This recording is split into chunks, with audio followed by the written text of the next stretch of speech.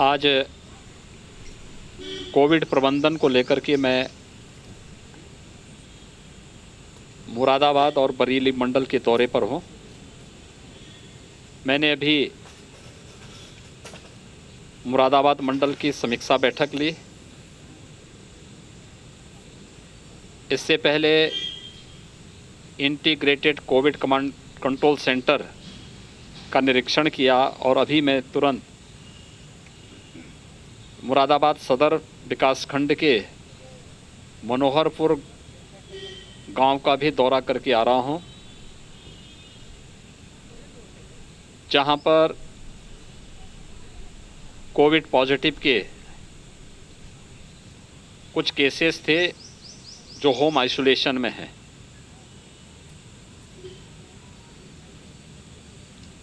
उनके साथ संवाद बना करके उनको मेडिकल किट उपलब्ध हो रहा है कि नहीं हो रहा है और उनका ICCC के साथ संवाद है या नहीं है, इन सब मुद्दों पर उनसे भी चर्चा की है। पिछले 8 दिनों में अगर प्रदेश के अंदर हम बातचीत करें तो पूरे प्रदेश के अंदर 65,000 एक्टिव केस कम हुए हैं। कोविड प्रबंधन को लेकर के जो कार्य योजना चल रही है, मुरादाबाद मंडल में भी इस दौरान 3500 एक्टिव केस कम हुए हैं। न केवल कोरोना महामारी के सेकंड वेव को लेकर के, बल्कि किसी अन्य संभावित चुनौती का मुकाबला करने के लिए एक व्यापक रणनीति के तहत केंद्र सरकार, प्रदेश सरकार, जनप्रतिनिधिगण और हमारी प्रशासनिक मशीनरी,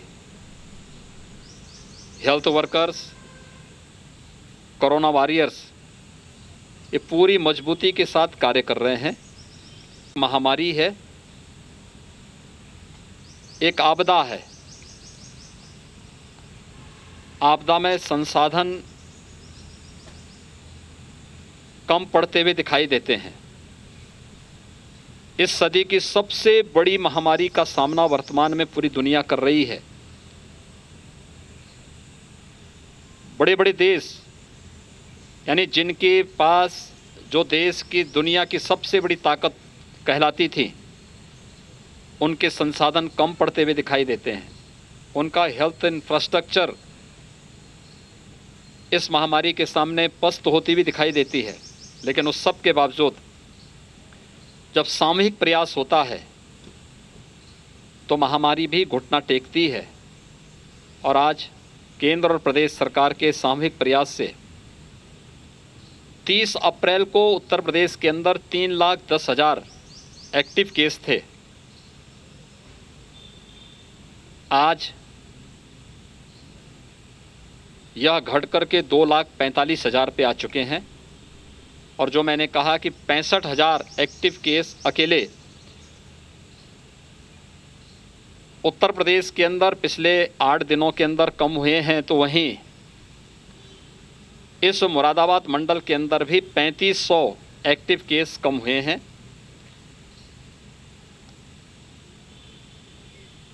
इस पूरी प्रक्रिया में हम लोगों ने जो चीज़ देखी है वह ये कि एक तो तीव्र संक्रमण, यानी जो पहली फर्स्ट वेव थी कोरोना की, इसमें जो संक्रमण का रेट था सेकेंड वेव में वह 30 से 50 गुना था। दूसरा, इस मामले में कुछ चीज़ें और भी देखने को मिली हैं, इसलिए तत्काल उपचार और इसमें कोविड पॉजिटिव को तत्काल पहचानना और उपचार की व्यवस्था करना। हम लोग प्रदेश के अंदर प्रतिदिन 2.25 लाख से लेकर के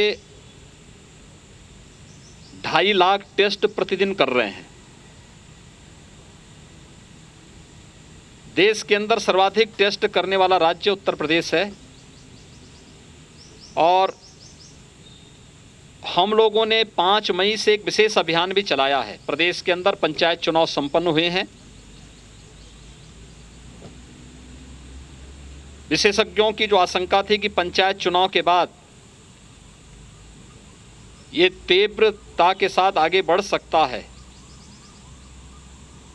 उसी आशंका को ध्यान में रख करके हम लोगों ने पहले से ही अपने पूरी रणनीति तैयार की और उसके तहत प्रदेश के अंदर 58,000 से अधिक ग्राम पंचायतें हैं, जिसमें 97,000 से अधिक राजस्व गांव हैं। इन सभी राजस्व गांवों को फोकस करते हुए हम लोगों ने एक प्रयास प्रारंभ किया। पहले से ही हम लोगों ने हर ग्राम पंचायत के लिए और हर मोहल्ले के लिए एक निगरानी समिति गठित की। निगरानी समितियों की देखरेख में आज ये प्रयास किया जा रहा है कि निगरानी समितियां इन 97,000 राजस्व गांवों में स्क्रीनिंग के एक विशेष कार्यक्रम को आगे बढ़ाएं। उनके पास इंफ्रारेड थर्मामीटर, पल्स ऑक्सीमीटर और सैनिटाइजर उपलब्ध कराया गया है और वे लोग वहां पे जाकर के स्क्रीनिंग के एक विशेष कार्यक्रम के साथ लक्षण युक्त या संदिग्ध कोरोना पॉजिटिव मामलों को चिन्हित कर रहे हैं। रैपिड रिस्पांस टीम को उपलब्ध करा रहे हैं। रैपिड रिस्पांस टीम वहां पे जाकर के एंटीजन टेस्ट कर रही है। लेकिन निगरानी समिति को ये भी दायित्व दिया गया है कि वे मेडिकल किट भी उपलब्ध कराएं। मेडिकल किट के बारे में बहुत बार लोगों को कन्फ्यूजन होता है। ये कोरोना से संबंधित वे दवाइयां हैं जो विशेषज्ञों ने तय की हैं। क्योंकि मैं अभी मनोहरपुर गांव में गया था, तो जब मैंने एक सज्जन से पूछा, मैंने कहा मेडिकल किट मिला? उन्होंने कहा नहीं, मेडिकल किट तो नहीं मिला, लेकिन दवा ज़रूर मिली है। तो इसलिए दवा उन्हें उपलब्ध करवाने के लिए बृहद पैमाने पर एक अभियान प्रारंभ किया गया है, जिससे मृत्यु दर न्यूनतम स्तर पर लाने का प्रयास किया जा सके और उसी दिशा में ये कार्य यहाँ पर इस समय प्रारंभ हुआ है। ऑक्सीजन की आपूर्ति मुरादाबाद मंडल में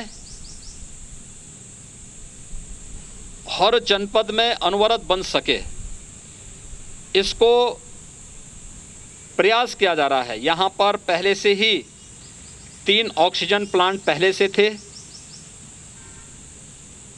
8 नए स्वीकृत किए गए हैं। ये 8 नए जो स्वीकृत किए गए हैं 5 जनपदों के लिए हैं, जिनमें से 3 मुरादाबाद जनपद के लिए स्वीकृत किए गए हैं, जिसमें भारत सरकार में आदरणीय प्रधानमंत्री जी ने पीएम केयर फंड से प्रदेश के 61 जनपदों के लिए ऑक्सीजन प्लांट स्वीकृत किए हैं। इसके अलावा हम लोगों ने राज्य सरकार से भी सीएम केयर फंड से, स्वास्थ्य विभाग और चिकित्सा शिक्षा विभाग की तरफ से भी और चीनी मिल और गन्ना विभाग के माध्यम से भी, सीएसआर से भी ये लगाए जा रहे हैं। इसके अलावा हर एक जनपद में ये व्यवस्था पहले से बता दी गई है कि 108 की जो एम्बुलेंस हैं 50 से लेकर 75% तक एम्बुलेंस का उपयोग हम कोविड कार्य के लिए करें। कोविड कार्य में यहाँ पर इस समय 50% जो 108 की एम्बुलेंस हैं वे लगी हुई हैं, जिनमें से 253 एम्बुलेंस को इस पूरे मंडल में लगाया गया है और ऑक्सीजन की आपूर्ति यहाँ पर एयर सेपरेटर यूनिट कुछ जगहों पर है, लेकिन लिक्विड मेडिकल ऑक्सीजन यहाँ पर ऑक्सीजन एक्सप्रेस के माध्यम से उपलब्ध करवाने का कार्य किया जा रहा है। साथ साथ नज़दीक के अन्य क्षेत्रों से भी ऑक्सीजन की आपूर्ति टैंकर के माध्यम से यहाँ पर उपलब्ध कराई जा रही है। आज हम प्रदेश के अंदर, यानी जब फर्स्ट वेव के समय में हमारे यहाँ ऑक्सीजन की कुल आवश्यकता कुल 300 मीट्रिक टन के आसपास थी। आज ये बढ़ी है। कल हम लोगों ने पूरे प्रदेश के अंदर 1000 मीट्रिक टन से अधिक की लिक्विड मेडिकल ऑक्सीजन की सप्लाई की है। तो बरेली और मुरादाबाद मंडल में भी हम लोग टैंकर के माध्यम से भी और ऑक्सीजन एक्सप्रेस के माध्यम से भी बाहर से मंगा करके ऑक्सीजन की आप लिक्विड मेडिकल ऑक्सीजन उपलब्ध करवा रहे हैं। इसके साथ ही यहाँ पर ऑक्सीजन कंसंट्रेटर भी 200 से अधिक ऑक्सीजन कंसंट्रेटर इस मंडल के लिए उपलब्ध कराए गए हैं, जो कोविड हॉस्पिटल में उपलब्ध कराए गए हैं, जिनका उपयोग वहाँ पर आसानी से किया जा सकता है। इसके अलावा कुछ CSCs में भी बेड्स बढ़ाए गए हैं, वहाँ पर ऑक्सीजन कंसंट्रेटर को उपलब्ध करवाने की व्यवस्था की जा रही है। इस समय यहाँ पर निगरानी समितियों की संख्या बढ़ाने के लिए और RRTs की संख्या को बढ़ाने की कार्रवाई हो रही है। और जो एक अभियान चल रहा है, इस अभियान के माध्यम से यहाँ पर हर एक कोविड पॉजिटिव को चिन्हित करना, लक्षण युक्तों को भी और संदिग्ध व्यक्ति को चिन्हित करना और फिर RRTs के माध्यम से उसकी जांच करना, इस प्रक्रिया को तेजी के साथ कार्य करने की व्यवस्था की जा रही है। प्रदेश के अंदर हर एक जिला प्रशासन को इस बारे में भी हिदायत दी गई है कि हम इस बात को ध्यान में रखें कि कोविड पॉजिटिव हमारी प्राथमिकता होनी चाहिए। कोविड पॉजिटिव को उपलब्ध स्वास्थ्य की सुविधा तो उपलब्ध हो ही, नॉन कोविड पेशेंट के लिए टेली कंसल्टेशन की सुविधा उपलब्ध हो। इसके अलावा हर एक जनपद में महिला और बच्चों के लिए एक हॉस्पिटल डेडिकेट किया जाए, जहां पे उन्हें सुविधा हो सके और 102 की एम्बुलेंस केवल उन्हीं के लिए उपयोग हो। नॉन कोविड पेशेंट जो हार्ट से जुड़े हुए हार्ट के पेशेंट हैं, कैंसर के हैं, डायलिसिस जिनकी होनी है, उनके लिए भी विशेष ध्यान देने की आवश्यकता है और उनके लिए भी एक हॉस्पिटल हर एक जनपद में डेडिकेट करें, जहां पर उनको लाने की व्यवस्था, एम्बुलेंस से सुरक्षित लाने, इन्फेक्शन से बचाने और उनके उपचार की सुविधा भी हो सके। इन चीज़ों को बढ़ाने की व्यवस्था की गई है। यहाँ पर हर एक जनपद में व्यवस्था की गई है। ICCC integrated Covid control centre प्रदेश के सभी 75 जनपदों में सक्रिय है, कार्य कर रहा है। मुरादाबाद में तो यहाँ पे इन्होंने 25 सीटर बनाया है। राउंड द क्लॉक वहाँ पे 25-25 लोग अलग अलग ड्यूटी पे कार्य कर रहे हैं। हर एक जनपद से कहा गया है कि वे इसी तर्ज पर अपने यहाँ नंबर बढ़ाकर, टेलीफोन नंबर बढ़ा करके और अलग अलग कार्य अलग अलग व्यक्ति को दें, क्योंकि इसमें हर एक कार्य की अपनी जिम्मेदारी है। होम आइसोलेशन से कौन संवाद बना रहा है, उन्हें टेली कंसल्टेशन की सुविधा देने की व्यवस्था, उन्हें मेडिकल किट उपलब्ध हुआ है कि नहीं हुआ इसकी जांच को क्रॉस चेकिंग की व्यवस्था। इसी प्रकार से एम्बुलेंस की आवश्यकता कहाँ पर है, एम्बुलेंस की सुविधा, ऑक्सीजन की व्यवस्था के लिए साथ साथ यहाँ पर भी व्यवस्था की जा रही है कि एक ऐसा मैकेनिज्म तैयार करें कि ऑक्सीजन हर हॉस्पिटल को उसकी रिक्वायरमेंट के अनुसार आपूर्ति की जा सके। लेकिन बहुत सारे पेशेंट ऐसे हैं जो होम आइसोलेशन में है और उनको ऑक्सीजन की आवश्यकता है।